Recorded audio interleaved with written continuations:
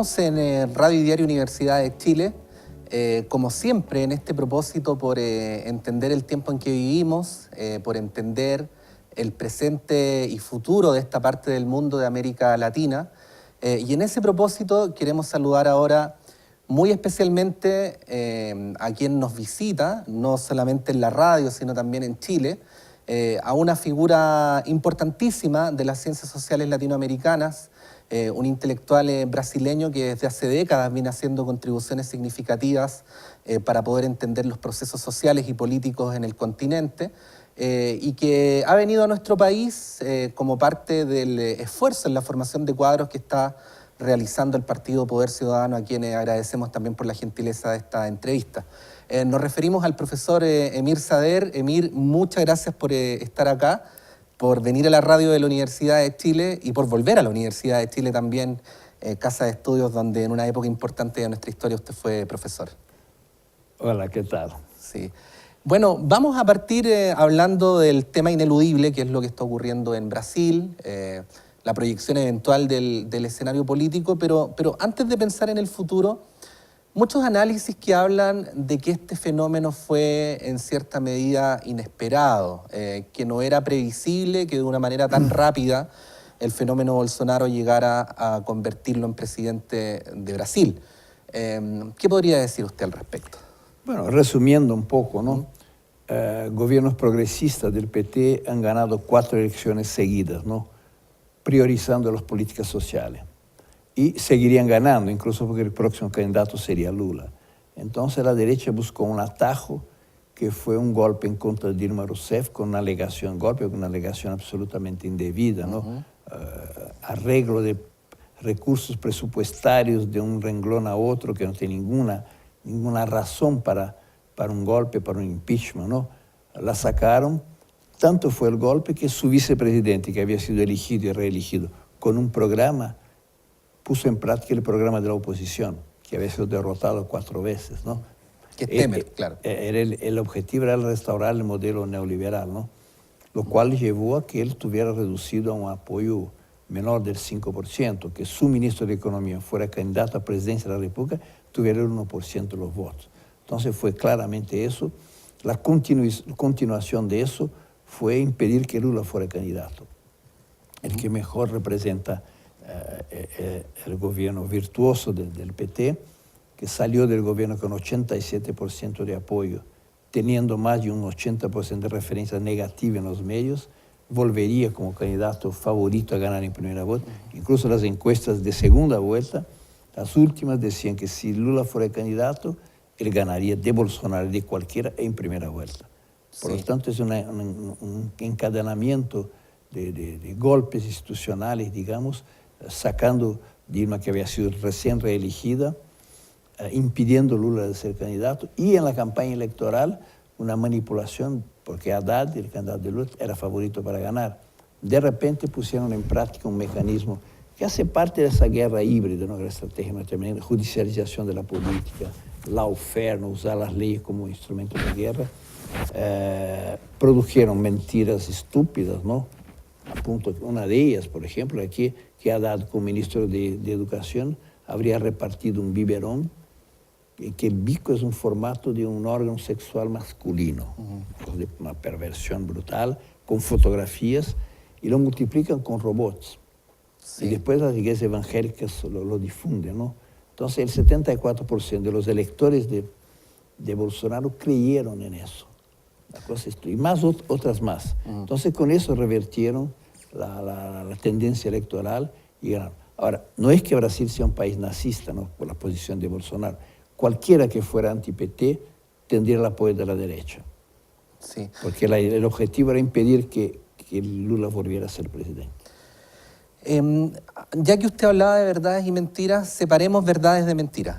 Una de las cosas que han dicho algunos analistas y que han dicho ciertas cadenas noticiosas internacionales es que aquí se habría expresado un voto de hastío del pueblo brasileño contra la corrupción del Partido de los Trabajadores.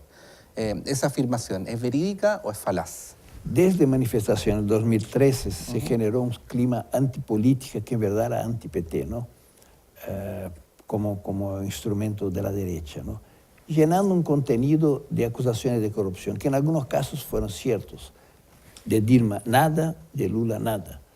El juez que condenó a Lula dice o escribe, no tengo pruebas, tengo convicciones. Bueno, el derecho está hecho en base a pruebas. Lula sigue viviendo en el mismo departamento que vivía cuando era líder sindical. ¿Dónde está esa plata? No hay ninguna, ni cuenta en exterior, ni nada. Fue claramente un artificio. Y la idea es descalificar al Estado, como el Estado es una fuente de corrupción. Buscaron un candidato antipolítica, outsider, ¿no? Buscaron un entrevistador de televisión, buscaron un juez, etcétera, para personificar esa idea. No lograron y pintaron a Bolsonaro, que es un diputado a 28 años, como si fuera la novedad, como si estuviera en contra de todo lo que está ahí, ¿no? ¿Es necesaria, es una condición previa la despolitización de las sociedades o el rechazo de sectores de la sociedad a la política para la emergencia de este tipo de liderazgo? Tanto no es así que Lula era favorito para ganar. Ahora, y por lo tanto, la disputa es de agenda, si el tema central de nuestros países es el tema social, desigualdad, exclusión social, o si es el tema corrupción, menos Estado, etcétera, etcétera. Es decir, ellos habían impuesto eso cuando tumbaron a Dilma, después pasó a la euforia y la imagen de Lula con las 4 caravanas, hizo por Brasil, yo estuve con él las 4 caravanas y todo, reavivió en la memoria de la gente un gobierno. Brasil podía ser distinto, había sido distinto y la vida de la gente había mejorado mucho. Por eso Lula era favorito para ganar. Entonces no es que hay una... Ahora, en todos nuestros países hay un problema. No logramos convencer a todos los beneficiarios de nuestras políticas sociales que mejoraron de vida por políticas de gobierno. ¿Y por qué ocurre eso? Algunos, no, básicamente por la acción de los medios de comunicación. Te digo, en Nordeste de Brasil, donde la vida mejoró brutalmente, los 9 gobernadores son de izquierda, el tema de los medios tiene poca eficacia porque cambió tanto la vida y eso es lo fundamental. La gente del Centro-Sur, en que los medios tienen una acción muy fuerte, esos mecanismos de confusión ideológica funcionan más. São Paulo, por ejemplo, la provincia más rica y más pobre, porque tiene la desigualdad social, pero ahí funciona mucho más eso, ¿no? Entonces se pierde o no se gana gente que fue beneficiario, pero que no vota en el partido que ha hecho esas políticas, ¿no? Ahora, Lula representaba mayoritariamente eso, entonces había que sacarlo, porque ahí no había caso, ¿no? Evangélico o no evangélico, el tema social predominaba. Ahora, en este tema, ¿no?, que es un subtema del tema mayor, que son estos grandes espacios de construcción del sentido común, que están los grandes medios de comunicación, pero también las redes sociales que ya hemos visto pueden ser manipuladas en función de un determinado interés en una elección. Las iglesias. En las iglesias, claro. ¿Tiene hoy la izquierda latinoamericana herramientas para embatir esa amenaza? Se lo pregunto porque recuerdo vívidamente que en su segundo periodo presidencial Dilma Rousseff había comprometido una ley de medios para acotar el poder de las grandes cadenas y, bueno, sucumbió en el intento. Vemos que en Argentina Cristina Fernández quiso hacer algo equivalente y también sucumbió en el intento. Parece una tarea muy difícil, tan difícil que para algunos líderes de izquierda latinoamericanos quizás en su fuero íntimo sea mejor dejar esa pelea para después o soslayarla, en vez de dar cuenta de esta amenaza que incide tanto en el rumbo de nuestras democracias. Seguramente hace falta, pero líderes que representan conquistas efectivas de la gente, como el caso de Lula, se sobrepone a eso, ¿no? A tal punto que ganaría con todo el rol del Rede Globo y todo en contra de él. Entonces es indispensable para democratizar la formación de la opinión pública. Pero se puede ganar a pesar de eso, ¿no? Incluso porque es muy difícil democratizar los medios de comunicación. Cristina logró una buena ley, pero el judiciario la invalidó. En Venezuela tú puedes estatizar cadenas privadas, pero te pierdes la audiencia, porque pierdes deporte, pierdes música, pierdes series, y la gente lo va a ver. Entonces no se sustituye eso con una cadena de noticiero, ¿no? Pero antes de eso hay una disputa legal muy difícil, hay que tener un Congreso que apruebe esas cosas, ¿no? Y en el Congreso hay propietarios de medios y hay los que tienen miedo de los medios. Entonces no es que sea simple, aunque es un tema pendiente, ¿no? Sí. Estamos conversando con Emir Sader, politólogo brasileño, politólogo paulista, además de brasileño. En estos días, Emir, y quiero vincular un poquito lo que ha sido su biografía con la biografía del continente, la historia de Brasil con la historia de Chile, hay algunas personas en Brasil que han pensado, porque lo hemos leído, porque lo han dicho, que la historia podría volver a repetirse en relación a lo que ocurrió durante la década del 60. Aquí en Chile también tenemos personas ya mayores que tienen recuerdos de lo que significó para la sociedad chilena el conocimiento del golpe de Estado en Brasil. ¿Es posible algún tipo de paralelo entre ese momento de la historia de América Latina y este? ¿Qué comparaciones se podrían hacer? O quizás en caso contrario se está tratando de apreciaciones más bienaventuradas. No, hay dos niveles de comprensión. En términos represivos, no habrá todo lo que hubo en aquel momento, una ocupación militar del Estado, etc. Pero en términos de desmonte del patrimonio nacional, retrocesos económicos sociales, puede ser peor. Peor. Incluso porque los militares en Brasil mantuvieron la fuerza económica del Estado, impusieron una contención salarial, pero después con huelgas logramos romper con eso, pero no tocaron formalmente los derechos de los trabajadores, ¿no? Ahora hay una promoción escandalosa del trabajo precario y todo, ¿no? Entonces, en términos represivos no sería algo de ese orden, ¿no? Pero en términos de retrocesos sociales podría ser mucho peor, ¿no? ¿Qué rol juega en esto el avance que ha tenido el capitalismo en su fase neoliberal y este intento por liberalizar, si se pudiera, todas las economías de América Latina, de la cual, bueno, hay un hecho que pasaba desapercibido, pero que es importante ya que estamos hablando hoy aquí, que es la firma de un tratado de libre comercio entre Chile y Brasil?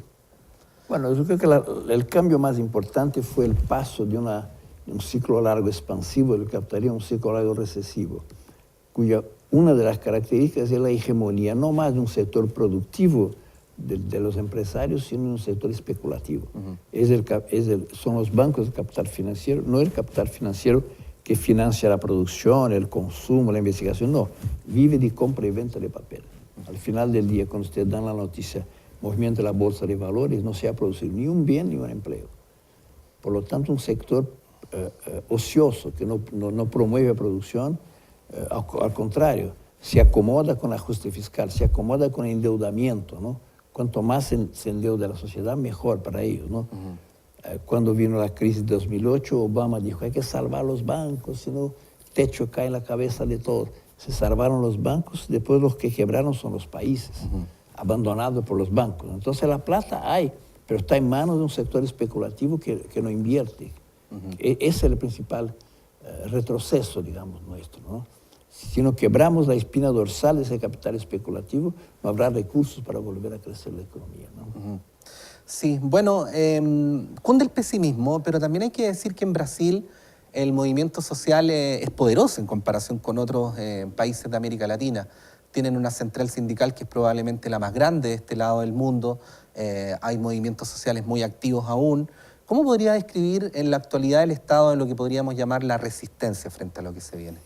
Bueno, salimos de esa derrota electoral, derrota política, con el PT, con el más grande partido nacional, el único gran partido nacional, con la más grande bancada de parlamentarios, el partido que más tiene gobierno de provincia, que tiene el único gran líder nacional, aunque preso, que es Lula, y con la CUT, Central Sindical, con el movimiento de los sin tierra, de los sin techo, y además el movimiento que se generó por las declaraciones, por las posiciones que tiene, de rechazo a Bolsonaro es brutal, ¿no? De sectores que no nos imaginábamos, ¿no?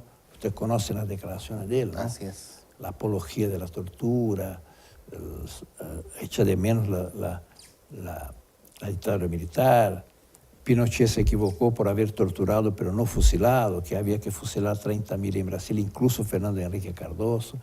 Y además desprecio de los negros, de las mujeres, de los pobres, de los homosexuales. Entonces hubo un rechazo de todos los sectores, mínimamente pensando en la sociedad, incluso sectores, como te digo, que no nos imaginábamos.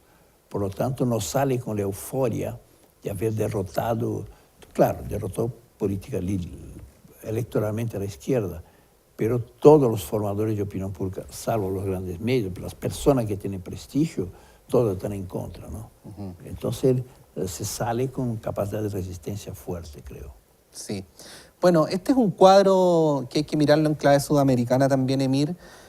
Ayer en una entrevista Rafael Correa decía que luego de la llamada era de los gobiernos progresistas o el siglo progresista, en Sudamérica solo quedaban 3 gobiernos que se podrían calificar como tales, y puse en ese grupo a Uruguay, a Venezuela y a Bolivia. Es un cuadro distinto al que podríamos haber conversado hace 5 o 10 años atrás. En estas circunstancias actuales, ¿cuál podría decir usted que es el desafío o los desafíos para la izquierda sudamericana y dónde debería poner los énfasis a la hora también de señalar sus diferencias con sus eventuales adversarios políticos? Convencer a la mayoría del pueblo que los problemas centrales de nuestro país son temas de carácter social. Y no otros. Y no otros. Puede haber otros problemas, pero cuando ellos mantuvieran una agenda de ellos, digamos, lograron mantenerse o incluso ganar elecciones, como fue el caso de Macri, ¿no? Cuando volvieran a su modelo, porque lo que es significativo es que vuelven ahora Macri, Temer, y aplican el mismísimo modelo de ajuste fiscal de los años 80 y 90, es decir, no han agregado nada, no se han dado cuenta que las políticas sociales son indispensables, no. Y la política de ajuste solo lleva más recesión, más desempleo, etcétera, ¿no? Entonces, no son un gobierno de derecha que vienen para quedarse, porque no tienen capacidad de consenso, de conquista de apoyo popular, no tienen. Ya, o sea, esta arremetida neoliberal usted no le augura una larga vida. No, y cuanto menos apoyo va a tener, más represiva va a ser para poder mantener, o manipuladora de procesos políticos, ¿no? Entonces no sé cuánto tiempo quedará, pero ninguna euforia como fue en otros momentos. El momento de la dictadura militar brasileña fue una euforia. El momento de emergencia de las políticas neoliberales fue una época de euforia y conquistó sectores, ¿no? Ahora no pueden prometer, el tema nuestro no es hiperinflación, nada de eso, ¿no? No tienen que prometer. Y el equilibrio de las cuentas públicas lleva a más recesión, más concentración de renta, ¿no? Entonces yo creo que tiene plazo corto, ¿no? Sí. No quiero dejar de preguntarle por la realidad chilena, porque sé que además usted es una persona interesada en la realidad política chilena. Tenemos una izquierda que se define como tal, que durante mucho tiempo fue hegemónica en la política chilena, que es lo que podríamos llamar el ala izquierda de la concertación y de la nueva mayoría. Ahora ha surgido una fuerza emergente que es la del Frente Amplio, pero en ambos casos surge la pregunta respecto a cómo convertirla en una izquierda que efectivamente esté vinculada con las bases sociales o con los sectores populares. Parece ser un gran tema de discusión, ya que en Chile es un problema político que no se ha resuelto del todo. ¿Cómo visualiza esto en un contexto donde da la impresión, al menos los números así lo arrojan, que paradójicamente a la izquierda tiende a irle mejor en los sectores acomodados que en los sectores populares? Bueno, por primera vez en mucho tiempo me voy contento y esperanzoso de Chile, ¿no? Porque hay una renovación. ¿Ah? ¿Ha visto un cambio? Sí, desde luego, el Frente Amplio, el Poder Ciudadano, la votación de Beatriz, el liderazgo que ella tiene. Estuve ayer con el alcalde de Valparaíso, que también es una experiencia importante. Además, para bien o para mal, el Partido Socialista entró en una crisis grande. Y si él no saliera de escena, seguiría ocupando el lugar de la izquierda en condiciones de que tuvo posibilidad de superar el modelo neoliberal y no lo ha puesto en práctica, ¿no? Por más mérito que tenga la Bachelet, sobre todo en el segundo gobierno, etcétera, pero no lo ha hecho. Entonces es positivo que se abra espacio para nuevas fuerzas, ¿no? Que claro, tiene que llegar a los sectores populares más amplios, ¿no?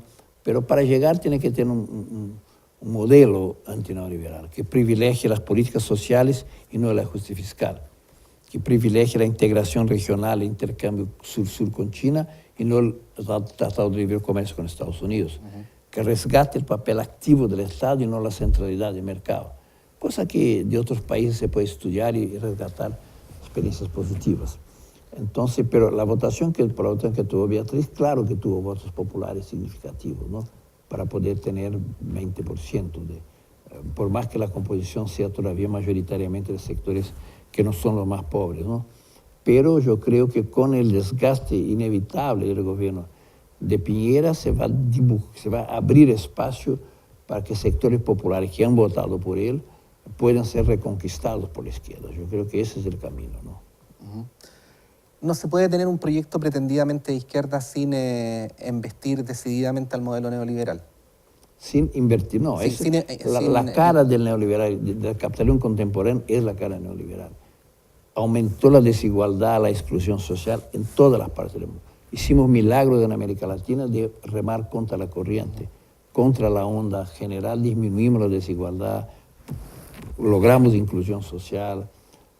Somos el continente más desigual del mundo, pero en ese marco, esos 6 países han disminuido la desigualdad social, han aumentado el nivel de empleo formal, el poder adquisitivo de los salarios, políticas complementarias, han incluido gente que estaba excluida, ¿no?